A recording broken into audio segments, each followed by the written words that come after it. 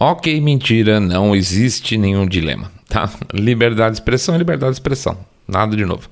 Você tem o direito de expressar suas opiniões, tem o direito de expressar sua fé, mas está sujeito a ser inquirido no caso aí do seu uso, da sua liberdade, sobrepor a dos outros, papapá, maçante, né? Mas é isso. Mas será que a coisa, ainda que simples, é tão fácil assim de ser implementada, transformada de valor pessoal em prática?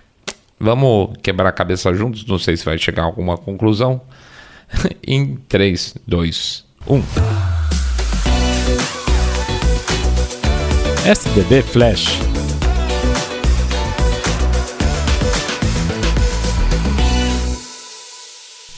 Muito bem. Muito provavelmente quem fala essa coisa de liberdade de expressão que vocês falam é a lei americana, não tem nada a ver com o Brasil. Quem fala esse tipo de coisa provavelmente não ouve Saindo da Bolha, graças a Deus. A gente nunca teve objetivo de ter muito número, né? Porque muito número significa que você vai ter um monte de gente burra ouvindo também, né? E tem por aí, claro, muita gente burra que gera audiência em muitos lugares. Esses canais, esses canais, eles fingem que discutem coisa séria para tentar atrair gente burra para acertar na monetização, né? Mas nós não estamos a fim de gastar o seu tempo, né, com esse tipo de coisa, né? Porque a vida é corrida demais para isso. E apesar de parecer uma divagação, esse lance do ser burro ou não é importante. Porque não existem só duas categorias de pessoas no mundo, né? Os burros e os gênios. A grande maior parte das pessoas, inclusive nós aqui, a gente se encontra na área central dessa linha, né? No bom e velho cinza do degradê. Eu ia falar degradê. Quando você pega a curva de QI, percebe isso normalmente, né? É uma curva normal. Mas dentro desse nosso cinza ainda tem muita coisa para ser discutida. Porque senão todo mundo se daria de acordo com a normalidade. E não é o que acontece, né? Ainda mais hoje. Quer dizer, infelizmente, que muita gente, aspas, normal, acha que liberdade de expressão é coisa da Constituição americana, mesmo sem ser burra, vamos chamar assim. O que nos leva a um segundo ponto, que é a questão da falta de informação. E falta de informação também é algo normal. E em algum lugar aí, se a gente fuçasse, não foi o caso, eu tenho certeza que a gente ia achar também outra curva normal que mostraria que o nível de informação das pessoas, as pessoas normais, se informam pelos meios normais. Então, sendo assim, basta que um grupo capture esses meios normais para que você tenha uma opinião de maioria, né? E aí, quando o pessoal da assessoria de imprensa do governo aqui no Brasil, também conhecido como, grande imprensa, para não falar o nome de um só, fala alguma aberração, infelizmente, é normal que isso passe a ser replicado. Pega um caso que passou pela cara de todo mundo, aqui no Brasil, do Monark. O sujeito falou algo que, lá vamos nós, lá nos Estados Unidos é normal de ser falado, e por causa disso, porque aqui não é, o cara tá tendo que morar refugiado lá, né? Mas lá a lei é diferente. É isso, e isso faz toda a diferença. A bem verdade, a Constituição americana protege, de fato, a livre expressão. Vale lembrar que lá a Suprema Corte já discutiu isso algumas vezes e a decisão foi sempre a mesma. Não importa o quanto uma parte se incomode com o que é dito, se incomode ou se ofenda, na verdade é o contrário. Ouvir alguma coisa que possa ser considerada ofensa é, digamos, chato, mas não tem nenhum tipo de ilegalidade. Tem o caso de 2011, que é o tal do Snyder versus Phelps, né? Recentemente, se você for pensar na linha de tempo americana, onde a Suprema Corte deles decidiu que protestos em funerais, mesmo que sejam de fato coisas medonhas, sinto muito, eles são protegidos pela primeira emenda, mas com uma ressalva, desde que eles abordem questões de interesse público, tá? E isso então quer dizer que você não pode chegar a entrar no funeral de alguém, sair xingando todo mundo, arranjando encrenca, porque você vai se ferrar. Mas digamos que seja o enterro de um, comunista famoso. Tudo bem a turma aí ficar ali do lado de fora gritando abaixo o comunismo, tá coberto, né? Doeu? Ficou magoado? Então, toma uma aspirina que vai tocar a vida, né? E isso é imensamente mais maduro do que você querer ter o Estado tomando as suas dores. Até porque a gente sabe muito bem como isso termina, né?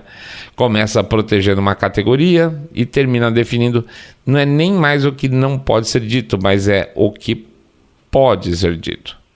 E eu não tenho nenhuma esperança, vou ser franco com vocês, eu acho que vocês também não, que algo parecido venha acontecer em termos de proteção a médio prazo aqui no Brasil, porque por aqui, e muito menos na Europa, né?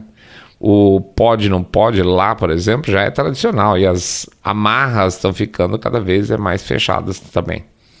Mas uma das coisas que me deixa especialmente curioso, e a vitória do Trump serviu para dar algumas respostas, será que toda a direita também é realmente a favor da liberdade de expressão? Ou isso acabou virando mais um canto de protesto só porque a direita tem sido atacada exatamente nesse quesito faz algum tempo? E aí, jogo aberto. Se a gente fizesse uma pesquisa científica, e a gente fez uma enquete lá no X, né, que eu acho que, não sei se vai dar certo, paciência, mas se fosse uma pesquisa científica bem embasada, com boas perguntas, né, com S, porque esse tipo de coisa merece um questionário decente, qual seria o percentual das pessoas de direita que de fato defendem a liberdade de expressão? Eu não tenho essa resposta, mas eu tenho certeza que não é 100% e os sinais já estão por aí, né? Acho que sempre estiveram, mas agora estão mais presentes do que nunca. Vamos ver alguns casos mais fortes e talvez outros mais indiretos. Quer ver? Vou começar dos mais indiretos, tangenciando aqui. Eu, por exemplo, nunca vi tanta gente lá fora, tá? Lá nos Estados Unidos, argumentando coisas como com expressão do tipo, prende ele, põe em cana, tá? O cara fez alguma coisa, prende ele, põe em cana, é isso. A não ser que sejam casos evidentes de cometimento de crime, sei lá, exagerando. O circuito interno de uma casa pegou um sujeito importunando uma criança na rua, e por aí vai. Aí sim, prende, mete em cana, tá? Mas se não, qualquer coisa prende, mete em cana, como está tendo muito por lá, sugere um certo justiceirismo, sugere um foda-se para o conceito de justiça, e o conceito de justiça é exatamente a base de proteção que eles têm lá na primeira emenda, né? Sem aquela constituição deles especificamente, os Estados Unidos não seriam, na verdade, nada dos Estados Unidos. E a liberdade de expressão seria a mesma coisa que a liberdade de expressão em qualquer outro país do mundo afora. Ou seja, para mim, quando um americano posta põe cana, sem nem entender o direito do contexto, porque para isso existe a justiça, é muito provável que quando ele tiver o chicote firme na mão, talvez ele vai se incomodar com a liberdade de expressão ali. Sabe como é que é? Então. Mas tem casos mais específicos aí sobre o tema mesmo, tá? Que estão rodando por lá exatamente nesse momento. 2 pelo menos. Semana passada a gente fez aquele programa do Tesla Gate aqui, né? Pois é. Uma coisa é destruição de patrimônio, seja por riscar a pintura que seja de um carro, ou por, obviamente, tacar fogo no concessionário da Tesla. E outra coisa completamente diferente são protestos ao redor das concessionárias, tá? Aliás, a gente estava falando de bulco, né? E eu preciso frisar isso. Não é incrível que depois de 3 semanas dessa baixaria toda, ainda tem gente riscando pintura de Tesla, mesmo com aspas, todo mundo sabendo que os Teslas gravam as imagens ao redor de quem fez isso e o cara é identificado e vai em cana ou vai ser processado, coisa que pareça, e os caras continuam fazendo. O sujeito para fazer isso hoje, especificamente ainda lá, alguém vai riscar. O cara não é um jumento completo? Então, não é à toa que ele votou na Harris, né? Mas eu estou citando isso porque no meio da discussão sobre esses atos de depredação vão ser, se eles devem ser ou não considerados atos de terrorismo. Lá no meio dos comentários, quando essas coisas acontecem no X, né, o assunto sai, é terrorismo, não é terrorismo? E aí tanto faz, se arriscar a pintura, destruir concessionário ou protestar na porta, não são poucas as pessoas que dizem, tem que prender, para qualquer caso, tá? fez protesto e volta a considerar, tem que prender. E a gente acabou de citar aí agora para trás algo muito parecido, que é a tal da decisão do Snyder versus Phelps, né? Que fala sobre protestar sobre temas de interesse público. E sim, o Musk no governo e Doge são hoje temas de interesse público. Portanto, cana por protestar, opa, não, né? Olha aí, então, a liberdade de expressão que deveria ser protegida sendo criticada exatamente por aqueles que deveriam defender, né? É o chicote trocando de mão e ficando com o mesmo peso? Complicado. Ah, mas se eu sair da bolha, qual percentual que falaria isso? Bom, eu não sei dizer. Pior, é mais complicado aqui, porque eu não sei te dizer o percentual que expressa isso, e muito menos, o que é mais preocupante, eu acho até, o percentual que pensa isso, mas não tem coragem de expressar. Porque muitos dos calados em determinadas situações, vamos chamar de anômalas, eles tendem a deixar de se calar e muitas vezes passar para ação quando a maré muda, né? Na hora que a maré existe vamos dizer assim, a turma vai toda junta, o cara, ele no fundo, ele pensava, vai passar a agir, né? E nessa brincadeira aí da enquete que a gente colocou no X, aí a gente criou a opção C, que é aí você sacaneou, né? De verdade, ele tinha essa intenção de medir, nada cientificamente, não estou falando isso, exatamente essa janela, aí você sacaneou. A gente imaginou uma resposta não, com uma votação baixa, e de fato foi bem baixa, ou seja, as pessoas se preocupam efetivamente com a liberdade de expressão. A última vez que eu vi estava, sei lá, tipo 4%. Mas aí você sacaneou entra nesse reino do pensamento que pode abrir porta para ação no futuro, né? Ou não. Decidam-se aí. O que vocês acham? Esse percentual intermediário da dúvida significa que as pessoas estariam dispostas a ser menos, vamos dizer assim, fiéis aos seus valores de liberdade de expressão em determinadas condições? Pode ser que sim. E eu não critico quem respondeu a alternativa C, tá? Porque nossa hipótese foi exageradíssima de propósito. O cara tem o poder de impedir mais 8 anos de Lula. Pô, tá todo mundo com o bolso dolorido, não aguenta mais roubalheira, etc. Então o cara fica tentado mesmo, tá? Mas de qualquer forma, uma hipótese exagerada, proposital. E ainda pegando aí, por último, mais um caso nos Estados Unidos, tem também a questão dos protestos daquela turma do From the River to the Sea, né? Esse sim é um problema mais complicado de resolver. Nota que nesse imbróglio tem alguns manifestantes, inclusive defendendo abertamente grupos terroristas, como Hamas, né? E aí vem a pergunta, faz sentido expulsar esses caras dos Estados Unidos, os estudantes que estão lá protestando e falando do Hamas? Para mim, sim, no limite faz sentido, e eu vou explicar meu ponto de vista.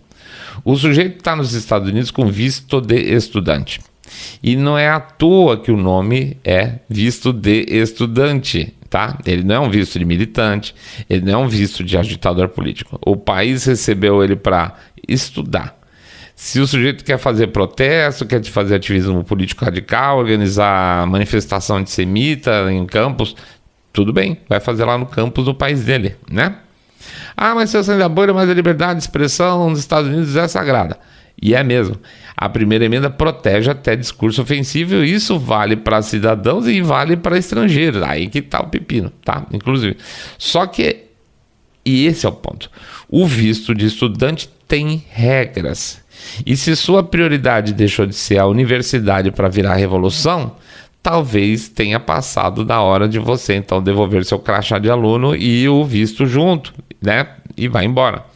Liberdade de expressão não significa imunidade diplomática. O cara não pode alegar direito constitucional para burlar a razão pela qual ele está legalmente no país.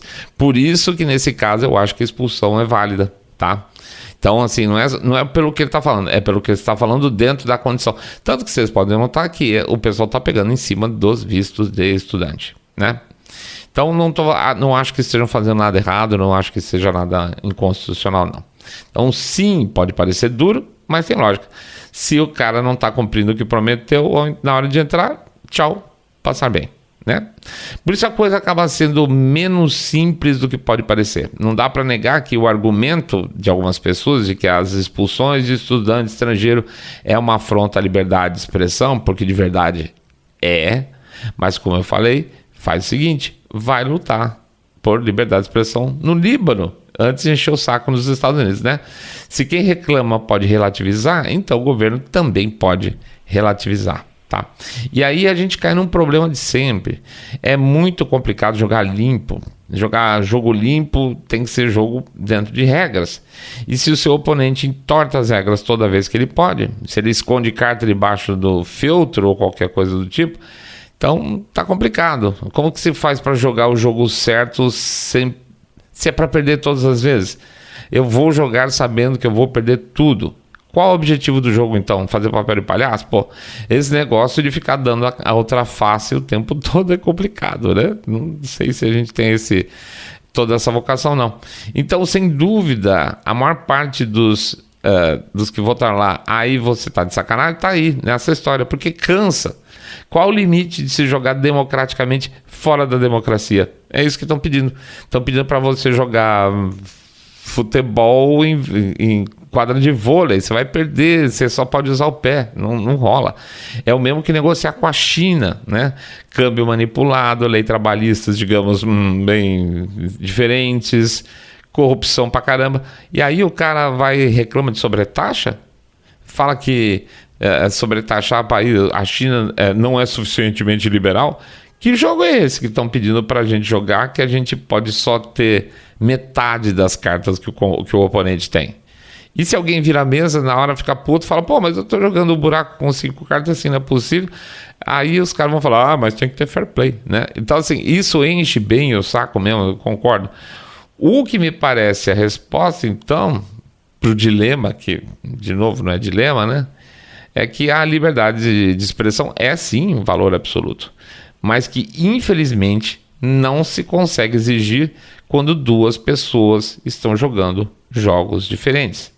Porque nós estamos em tempos em que a verdade virou líquida. Não tem essa expressão, né? Verdade líquida. Ou melhor, no final das contas, é uma verdade fluida, escorregadia, moldável, né? Verdades perderam sentido.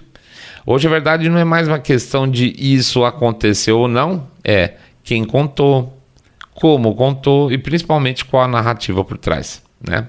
E aí pode-se argumentar.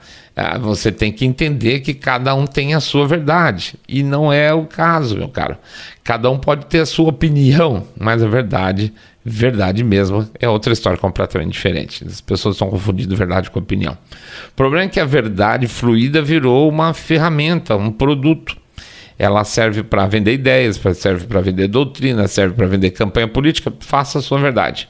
O que era fato virou versão, o que era evidência virou feeling, e o que era realidade nas redes sociais virou hashtag. Aí o resultado você conhece, né? Gente defendendo censura em nome da democracia, defendendo violência em nome da paz, defendendo mentira em nome da ciência. Bem-vindo à era, então, do cada um com a sua verdade e todos contra os fatos, que é o que deveria importar, né? E o mais curioso, ou não sei se curioso ou triste nisso tudo, é que nessa era de verdade fluida, de verdade fajuta, a liberdade de expressão virou vilã. Olha que coisa maluca. Veja só, enquanto os fatos aí vão escorrendo pelo ralo aí das versões convenientes, quem ousa falar o óbvio é acusado de espalhar o quê? Desinformação. Quem discorda é extremista, quem questiona é negacionista, quem pensa diferente é criminoso. Que diabo é isso? E aí a liberdade de expressão, que deveria ser o último bastião da democracia, vira alvo. Porque numa sociedade onde a verdade é adaptável, a liberdade de expressão vira uma ameaça. Não aos fatos, mas aquilo que a gente falou, para as narrativas. E é por isso que é difícil a gente falar de liberdade de expressão com todas as letras. Com concessões é mais difícil ainda, né? Porque de verdade, sendo purista, dando um passo para trás aqui, porque sem ela, a verdade, por mais fluida que seja hoje, deixa de ser um rio que corre, né? Onde a gente teve navegando aí nos últimos milhares de anos. E deixa de ser um rio para virar um pântano, onde a gente vai ficar tudo encalacrado em algum canto aí e vai sobreviver só aqueles que ficarem gritando mais alto as loucuras que acredita, né? E definitivamente não é para isso que a liberdade de expressão serve, tá bom? É isso aí, pessoal, a gente agradece a presença de todo mundo, não vou deixar de fazer o nosso jabá, vamos lá, pode ser 1, 2, 3, 5, 10 milhões de reais pingado, não é seco, ou pedir para vocês passarem na nossa loja, lojasaindodabolha.com.br, lojasaindodabolha.com.br. É isso aí, pessoal, o Flash SDB acabou, fique em paz.